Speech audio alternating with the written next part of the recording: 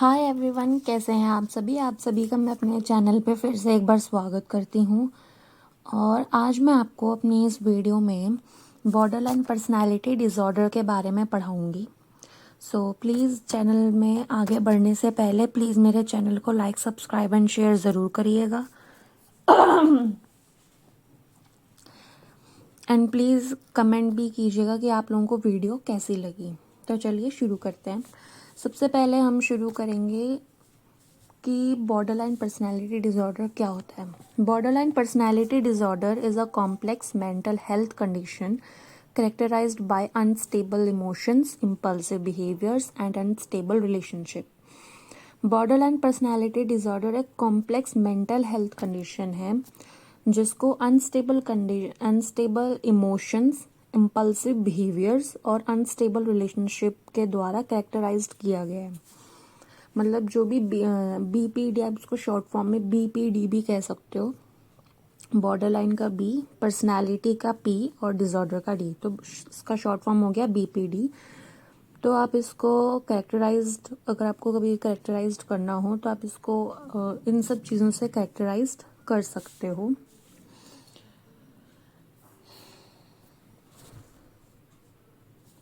ठीक है, impulsive behaviours, unstable emotions और अनस्टेबल रिलेशनशिप्स, उन सब चीज़ों से आप इसको कैरेक्टराइज कर सकते हो। ठीक है, अब हम आगे चलते हैं। हमारा इसमें हम अगला पढ़ेंगे DSM-5 के डायग्नोस्टिक क्राइटेरिया के अकॉर्डिंग बीपीडी क्या है। Frantic efforts to avoid abandonment, unstable relationships, ये हमने ऊपर डेफिनेशन में भी पढ़ा कि इसको करेक्टराइज ही अनस्टेबल रिलेशनशिप से किया जाता है, इम्पल्सिव बिहेवियर से, अनस्टेबल इमोशंस से। इम्पल्सिविटी, इन बीपीडी वाले लोगों में भी इम्पल्सिविटी बहुत होती है। रिकरेंट सुसाइडल बिहेवियर्स और सेल्फ म्यूटिलेशन, इन लोगों में सुसाइडल बिहेवियर्स भी बहुत ज़्यादा होते हैं, अचानक से सुसाइडल बिहेवियर्स शो करते हैं ये। Effective instability, chronic feelings of emptiness, मतलब इन्हें बहुत ही क्रॉनिक फीलिंग होती है खालीपन की। Inappropriate anger, transient paranoid ideation और डिसोसिएटिव सिम्टम्स। तो ये था DSM-5 का डायग्नोस्टिक क्राइटेरिया। ये आप लोगों को याद करना पड़ेगा एग्ज़ाम के पॉइंट ऑफ व्यू से, क्योंकि एग्ज़ाम में लिखने के लिए आ सकता है। तो प्लीज़ इसको याद कर लीजिएगा। अब आगे अगर हम इसके एग्जाम्पल्स देखें तो इसके एग्जाम्पल्स में भी वही आएगा, emotional dysregulation, impulsivity, unstable relationships. अब हम पढ़ेंगे इसका manifestations of BPD symptoms in real life behaviour. मतलब बीपीडी की जो सिम्टम्स हैं वो हमें रियल लाइफ बिहेवियर में कैसे मैनिफेस्ट होंगे। तो first is emotional dysregulation, mood swings. इन लोगों के बीपीडी वालों को मूड स्विंग्स बहुत होते हैं। Emotional reactivity, difficulty Kameng down, अगर किसी भी चीज़ के लिए लोग पैनिक करते हैं या फिर किसी भी चीज़ के लिए ऐसे गुस्सा हो जाते हैं तो इनको उन सिचुएशंस में काम डाउन करना बहुत ही मुश्किल हो जाता है, डिफ़िकल्ट हो जाता है। एग्जाम्पल भी दे रखा है यहाँ पे, जैसे कि a person with BPD may become intensely angry if a friend cancels plan, feelings abandoned और rejected and struggle to calm down. मतलब यहाँ पे जैसे कि एक फ्रेंड है, उसने सपोज कि अगर मूवी देखने जाने का या फिर डिनर पे शाम को जाने के लिए अगर कुछ प्लानिंग की थी तो उसको सडनली अगर उसने कैंसिल कर दिया तो ऐसे में बीपीडी वाले पर्सन को क्या होगा, बहुत ज़्यादा अबंडेंट होने की फीलिंग आएगी और रिजेक्टेड फील करेगा और खुद को शांत करने में बहुत ज़्यादा स्ट्रगल करेगा, क्योंकि उसको अंदर ही अंदर क्या हो रहा है, गुस्सा आ रहा है कि भाई पहले बोला था और अब बिल्कुल लास्ट टाइम पे तुमने कैंसिल कर दिया प्लान। तो इसलिए उसको अंदर ही अंदर गुस्सा आ रहा है, इसलिए वो काम डाउन भी होने में उसको काफ़ी परेशानी आ रही है। डिस्टर्ब सेल्फ इमेज, मतलब अपनी खुद की इमेज जो है मतलब डिस्टर्ब सेल्फ इमेज का मतलब ये होता है कि सेल्फ इमेज मतलब अपने बारे में आप क्या सोचते हो, आपकी क्या इमेज है। और डिस्टर्ब मतलब अपने बारे में आप अच्छा नहीं सोच रहे, कुछ बुरा सोच रहे हो, जैसे कि अनसर्टेनिटी अबाउट गोल्स और वैल्यूज़, शिफ्टिंग इंटरेस्ट मतलब आप इसमें आपकी जो इंटरेस्ट हैं वो शिफ्ट हो रहे हैं इधर से उधर। सेल्फ क्रिटिसिज्म, अब इसका भी एग्जांपल है, एन इंडिविजुअल विद बीपीडी में फ्रिक्वेंटली चेंज करियर्स। मतलब जैसे कि अगर सपोज कोई बीपीडी वाला पर्सन है, उसको डॉक्टरी लाइन में जाना है, बट वो अचानक से फिर उसका सडनली चेंज हो जाता है कि उसको टीचिंग लाइन में या फिर इंजीनियरिंग लाइन में जाना है।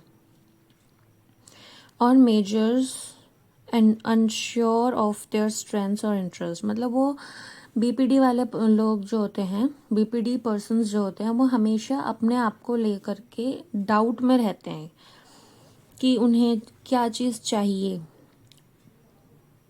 उन्हें अपनी स्ट्रेंथ्स के बारे में नहीं पता होता, उन्हें अपने इंटरेस्ट के बारे में नहीं पता होता। Next is interpersonal instability, turbulent relationships, fear of abandonment, difficulty setting boundaries। अब इसका भी एग्जाम्पल है, a person with BPD may become overly dependent on a partner. जो बीपीडी पर्सन होगा वो पूरी तरीके से अपने पार्टनर पे डिपेंड रहेगा। Then push them away due to fear of abandonment, abandonment के डर से फिर वो बाद में उसको उनको पुश कर देते हैं, मतलब निकाल देते हैं, अपने से दूर कर देते हैं, पुश देम अवे। ठीक है।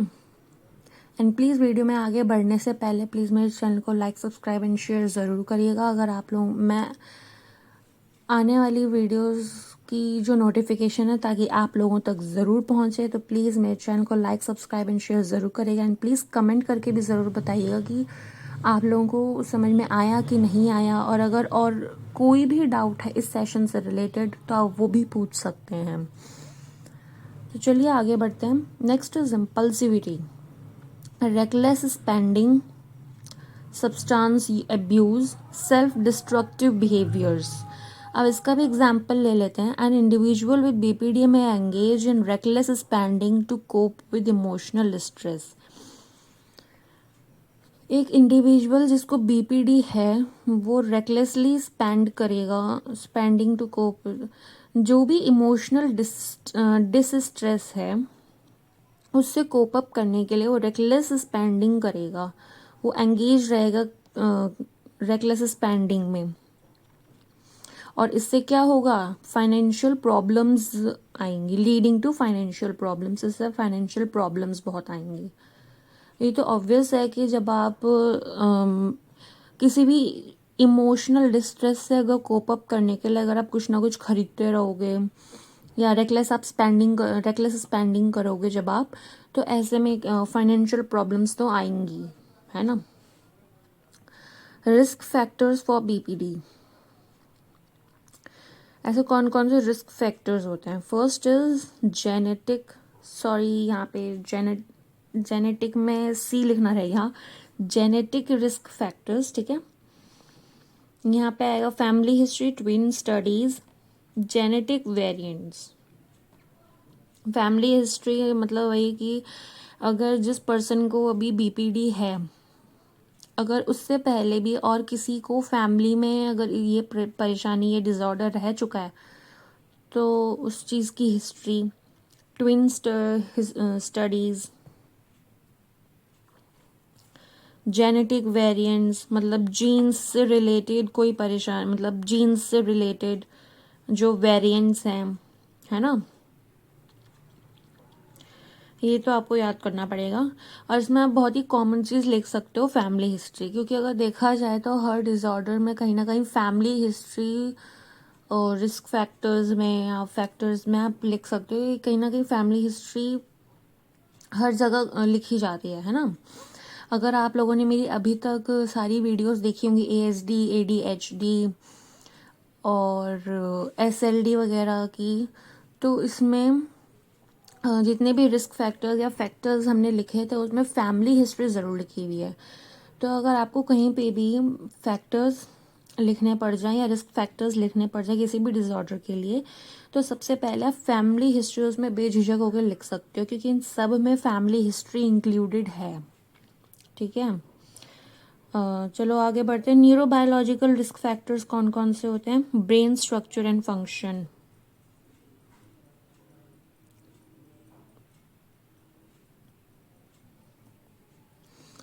Neurotransmitter imbalance, stress response, psychological risk factors, attachment style, emotional regulation, cognitive distortions.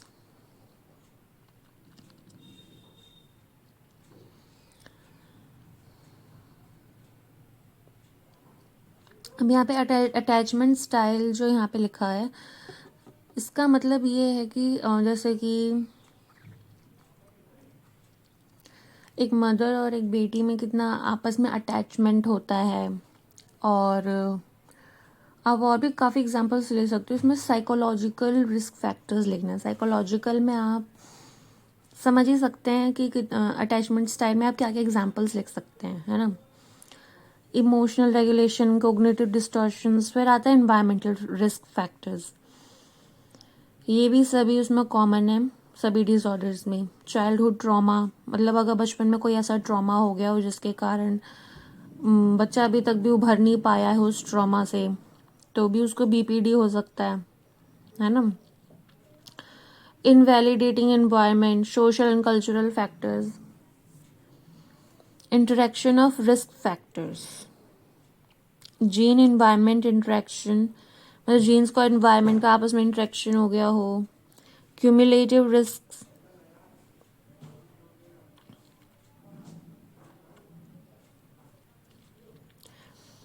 BPD in India, gender roles, social stigma and family structure. अब हम यहाँ पे पढ़ेंगे जेंडर रोल्स के बारे में। ठीक है, womens are more likely diagnosed with BPD. ज़्यादातर ये देखा गया है कि बीपीडी से हमेशा वुमेन्स डायग्नोज होती हैं, मतलब वुमेन्स में ये ज़्यादा पाया जाता है in India, possibly due to societal expectations around emotional expression. मतलब सोसाइटल एक्सपेक्टेशंस के कारण ये वुमेन्स में ज़्यादा पाया जाता है। Men may be underdiagnosed or misdiagnosed as they are socialized to suppress emotions and exhibit aggression. जो मेंस होते हैं वो अंडर डायग्नोज होते हैं या मिसडायग्नोज होते हैं कि वो सोशलाइज हैं इमोशंस और अपने एग्रेशन को एक्सहाइबिट करने के लिए। मतलब ये है कि जो मेन होते हैं जब भी उनको डायग्नोज करने के लिए लेके जाओ तो उन्हें गलत डायग्नोज कर दिया जाता है, या और वुमेन्स में हमेशा इस चीज़ को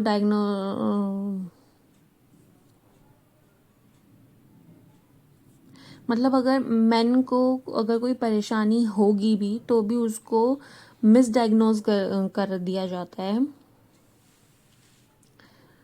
ठीक है, और वुमेन्स को होगी तो वो तो बता ही देंगे।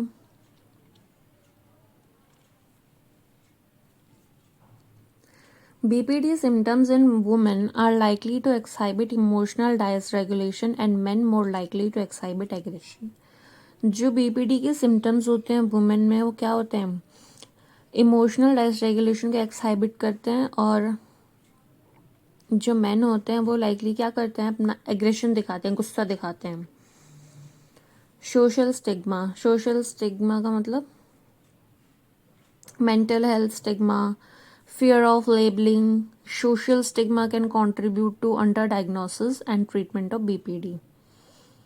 जो सोशल स्टिग्मा है वो अंडर डायग्नोसिस करने में कंट्रीब्यूट करेगी और बीपीडी के ट्रीटमेंट में भी कंट्रीब्यूट करेगी। ठीक है, family structure, joint family system, family expectations, BPD symptoms with individuals more likely to exhibit emotional dysregulation in response to family stress, cultural considerations. Cultural considerations, cultural norms, traditional values. तो ये topic हमारा यहीं तक था। मतलब आपको इसमें overall ये मानना है कि मेंस में अगर बीपीडी अगर होगा भी तो उनको मिसडाइग्नोस्ड कर दिया जाता है, और वुमेन्स में तो पाया ही जाता है, इसको ज़्यादातर डायग्नोज वुमेन में ही किया जाता है कि वुमेन्स को बीपीडी है, मतलब border line personality disorder. Okay, so our next topic is impact of BPD symptoms on daily functioning and relationship. मतलब जो बीपीडी के सिम्टम्स हैं उनका हमारी डेली फंक्शनिंग और हमारे रिलेशनशिप्स पे क्या इफेक्ट पड़ेगा, क्या इम्पैक्ट पड़ेगा. ठीक है. First is daily functioning, emotional dysregulation, impulsivity, unstable relationships, self care. मतलब अगर हम डेली फंक्शनिंग की बात करें तो इसमें सेल्फ केयर भी आता है. मतलब अपनी खुद की केयर नहीं कर पाते ये लोग, है ना. इनके रिलेशनशिप्स अनस्टेबल होते हैं, इम्पल्सिव बहुत होते हैं. Relationships, intimate relationship, friendships, family relationships, communication challenges,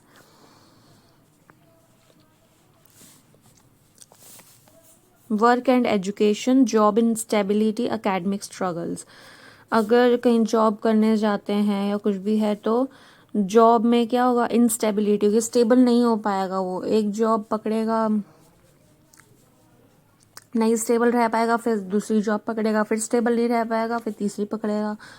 तो ऐसे करते करते ये लोग स्टेबल रह ही नहीं पाते, रह ही नहीं पाएंगे जॉब में.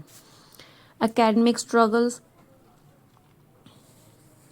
एकेडमिक स्ट्रगल्स भी बहुत ज़्यादा आते हैं, है ना. ओवरऑल वेलबींग, पूरी अगर देखा जाए तो मेंटल हेल्थ, यानी जो हमारी दिमागी जो हेल्थ होती है, फिजिकल हेल्थ, हमें जो फिजिकल हेल्थ पे भी इसका बहुत इफेक्ट पड़ता है, और हमारी क्वालिटी ऑफ लाइफ पे भी बहुत इफेक्ट पड़ता है इसका. ठीक है.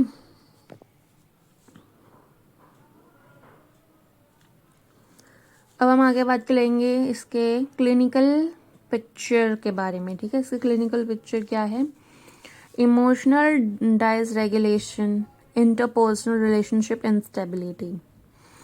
इनके जो इंटरपर्सनल रिलेशनशिप्स होते हैं उसमें भी स्टेबिलिटी नहीं होती है, वो भी उसमें भी इनस्टेबल होते हैं ये लोग. Disturb self image, impulsivity, fear of abandonment, suicidal behaviours of self harm. मतलब सुसाइडल बिहेवियर्स भी इनके होते हैं और सेल्फ हार्म भी के बिहेवियर भी ये शो करते हैं. एपिसोड्स ऑफ पैरानोया और डिसोसिएशन अंडर स्ट्रेस.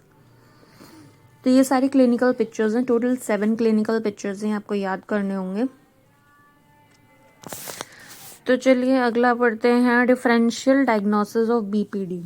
मतलब डिफरेंशियल डायग्नोसिस कैसे करोगे बीपीडी का.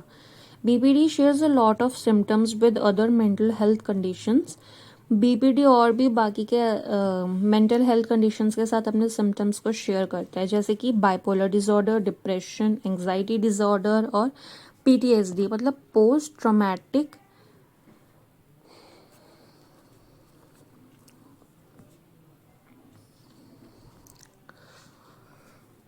Traumatic stress disorder. ठीक है. Since many mental health conditions involve mood swings. इसमें से काफ़ी सारी जो मेंटल हेल्थ कंडीशंस हैं उसमें मूड स्विंग्स होते हैं, इम्पल्सिव एक्शंस होते हैं, रिलेशनशिप स्ट्रगल्स होते हैं, और इनका सही डायग्नोज होना बहुत सुपर इम्पॉर्टेंट होता है. ठीक है. अब हम डिस्टिंग्विश करेंगे बीपीडी को बाकी के अदर पर्सनालिटी डिसऑर्डर्स से.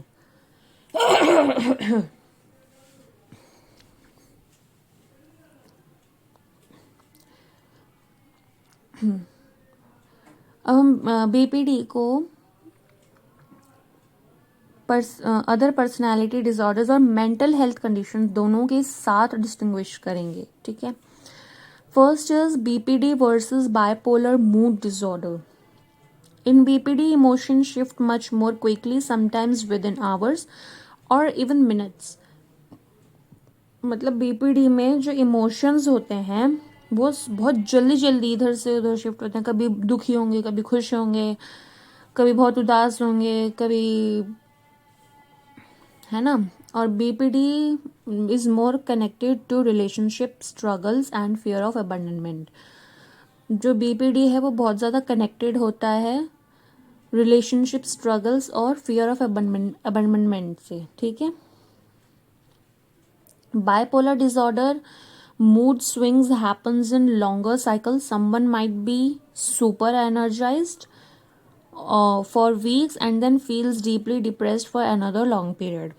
मतलब बाइपोलर डिसऑर्डर में क्या होता है, जिसके जो मूड स्विंग्स होते हैं वो बहुत ही लंबे साइकिल, लॉन्गर साइकिल्स होते हैं, मतलब बहुत लंबे समय तक चलते हैं। कई बार पूरे 1 वीक के लिए ये बहुत ही सुपर एनर्जाइज्ड हो जाते हैं और फिर उसके बाद ये बहुत ही डीपली डिप्रेस्ड हो जाते हैं काफ़ी लंबे समय के लिए। Bipolar disorder is more about extreme highs and lows in energy and motivation. जो बाइपोलर डिसऑर्डर है वो और भी कहीं ज़्यादा है एक्सट्रीम हाइट्स और हाइज और लोज, एनर्जी और मोटिवेशन में हाई और लोज से भी कहीं ज़्यादा है।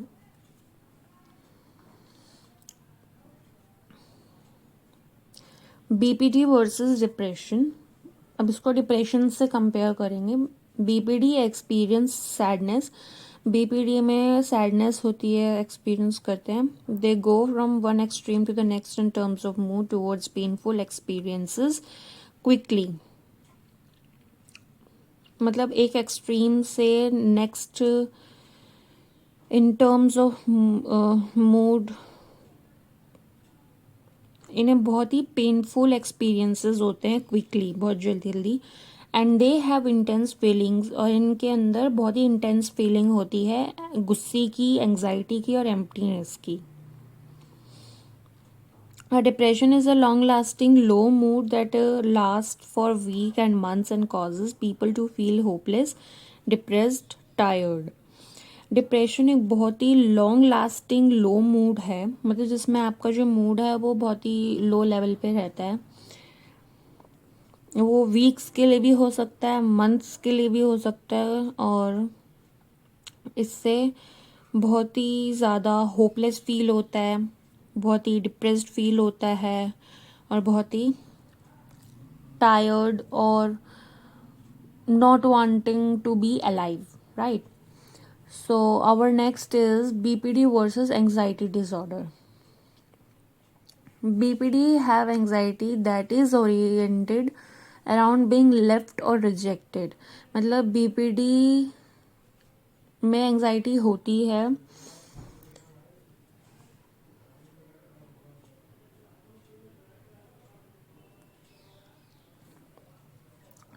छोड़ देने की या रिजेक्ट कर देने की एंजाइटी, ठीक है। वरिंग, चिंता, nervousness and fear cause by specific situations. Worrying, nervousness और फियर, ये सारी की सारी चीज़ें एक स्पेसिफिक सिचुएशन से कॉज होती हैं और ये एंजाइटी डिसऑर्डर के फीचर्स हैं, ठीक है। BPD versus narcissist personality disorder. NPD is characterized by people who crave admiration and have a sense of grand self-importance. NPD मतलब नार्सिसिस्ट पर्सनालिटी डिसऑर्डर, इसको कैरेक्टराइज किया गया है जिनमें क्रेव होती है एडमायरेशन की एंड उनमें ग्रांड सेल्फ इम्पोर्टेंस की सेंस होती है। NPD, that person may see others as lesser than themselves or interesting only if they provide some kind of admiration. जो NPD के पर्सन्स होते हैं वो दूसरों को अपने से कम मानते हैं, मतलब जिसको NPD की प्रॉब्लम है वो बाकियों को खुद से कम मानता है, मतलब अपने आप को बहुत अच्छा, बहुत बड़ा मानता है। और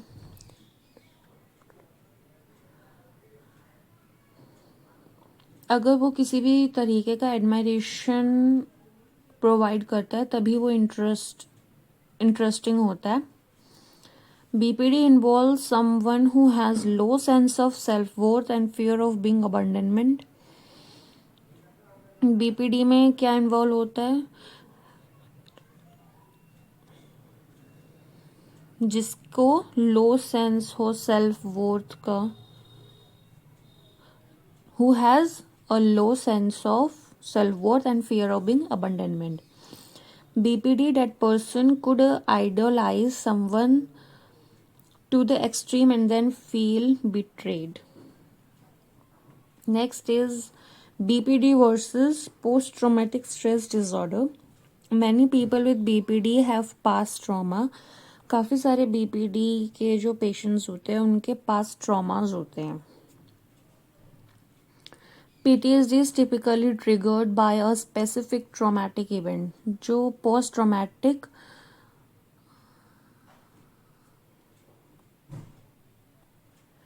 स्ट्रेस डिसऑर्डर है, पोस्ट ट्रॉमेटिक स्ट्रेस डिसऑर्डर, ये टिपिकली ट्रिगर करता है एक स्पेसिफिक ट्रॉमेटिक इवेंट के कारण. मतलब अगर किसी को पोस्ट ट्रॉमेटिक PTSD है तो इट मीन्स कि कोई ना कोई ऐसा इवेंट हुआ है जिसके कारण उसको PTSD की परेशानी भी, क्योंकि PTSD किसी एक स्पेसिफिक इवेंट के कारण, एक किसी ट्रॉमेटिक इवेंट के कारण होता है. BPD is more about long term patterns of unstable emotions and relationships. इसमें काफ़ी लॉन्ग टर्म पैटर्न चलता है अनस्टेबल इमोशंस और रिलेशनशिप्स का BPD में. PTSD also includes flashbacks and nightmares which aren't core symptoms of BPD. मतलब PTSD में flashbacks भी आते हैं और नाइटमेयर्स भी आते हैं, पर वो BPD के सिम्टम्स नहीं हैं. Last topic, Indian perspective to understand borderline personality disorder. Instead of being seen as someone who needs help, they are often labeled as too sensitive or unstable. मतलब अगर किसी नॉर्मल इंसान के सामने अगर कोई इस BPD का कोई पेशेंट आ जाए और अगर कोई इन्हें देख ले तो हर कोई यही कहेगा कि ये बहुत ज़्यादा सेंसिटिव हैं और बहुत ही अनस्टेबल हैं, ऐसे करके लेबल कर दिया जाता है.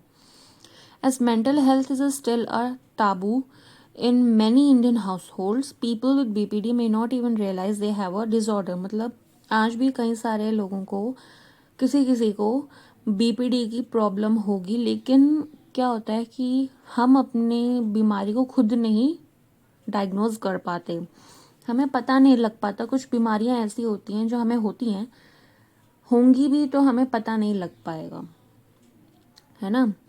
देयर सिम्टम्स आर, इसके जो सिम्टम्स होते हैं, मूड स्विंग्स होना, आइडेंटिटी कंफ्यूजन होना, इम्पल्सिव एक्शंस होना. Family relationships and social harmony come very high on the scale of importance in Indian culture. Family relationships और सोशल हार्मनी सबसे पहले आता है हमारे इंडियन कल्चर में, और ये बहुत इंपॉर्टेंस रखता है हमारे इंडियन कल्चर में. Rather than identifying BPD as a mental illness, the society in India commonly views such as struggles as a lack of self-control, family problems or personality flaws. मतलब कि BPD को एक mental health illness identify करने के बजाय जो India के लोग हैं वो कॉमनली इस परेशानी को क्या समझते हैं, सेल्फ कंट्रोल की कमी, lack of self control, family problems के कारण और पर्सनालिटी फ्लॉज. आई होप आप सभी को समझ में आया होगा अच्छे से, और प्लीज़ मेरे चैनल को लाइक, सब्सक्राइब एंड शेयर ज़रूर करिएगा. एंड प्लीज़ कमेंट करके ज़रूर बताइएगा कि आप लोगों को मेरी वीडियो कैसी लगी, समझ में आया कि नहीं आया, और अगर कोई कमी है जो आप बताना चाहते हैं कि आपके हिसाब से अगर वीडियो में कोई कमी थी तो आप मुझे वो भी बता सकते हैं, ताकि मैं उसको नेक्स्ट वीडियो में इम्प्रूव करने की कोशिश करूँगी. एंड प्लीज़ कमेंट ज़रूर करिएगा मेरे वीडियो पे, so that I will come to know कि आप लोगों को समझ में आया कि नहीं आया. Thank you.